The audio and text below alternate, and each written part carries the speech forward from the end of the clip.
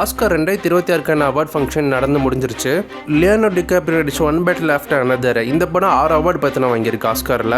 Michael B Jordan நடிப்பில் வெளியான சின்னஸ் இந்த படம் 4 அவார்டு வாங்கியிருக்கு. பெஸ்ட் ஆக்டராக நம்ம மைக்கேல் பி ஜோர்டன் தான் வாங்கியிருக்காரு. இதுதான் ஃபர்ஸ்ட் டைம் அவர் ஆஸ்கார் அவார்டு வாங்குறது. And the Oscar goes to Michael B. Jordan.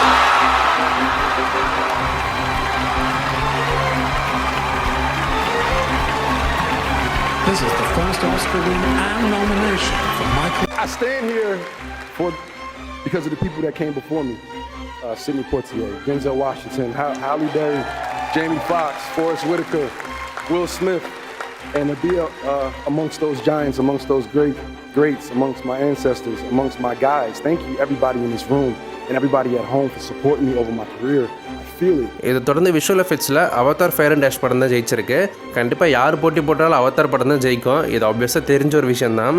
Frankenstein படம் 3 அவார்டு வாங்கியிருக்கு. ப்ரொடக்ஷன் டிசைனாக இருக்கட்டும் சரி, மேக்கப்பு, கண்டிப்பாக மேக்கப்புக்கு இந்த படம் தான் ஜெயிச்சிருக்கணும். நான் எதிர்பார்த்த மாதிரி தான் இந்த படமும் ஜெயிச்சிருக்கு. பெஸ்ட் அனிமேட்டட் ஃபீச்சர் ஃபிலிம் அப்புறம் ஒரிஜினல் சாங்காக கேப் டீமன் ஹண்டர்ஸ் படத்துக்கு பற்றின கொடுத்துருக்காங்க.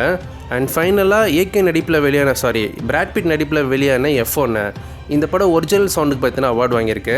கண்டிப்பாக ஐமேக்ஸில் பார்த்தவங்களுக்கு தெரிஞ்சிருக்கும் இந்த படத்தோட சவுண்ட் குவாலிட்டி எப்படி இருந்துச்சுன்னு சொல்லி. கண்டிப்பாக ஒரு டிசர்வ்டான ஒரு அவார்டு தான்.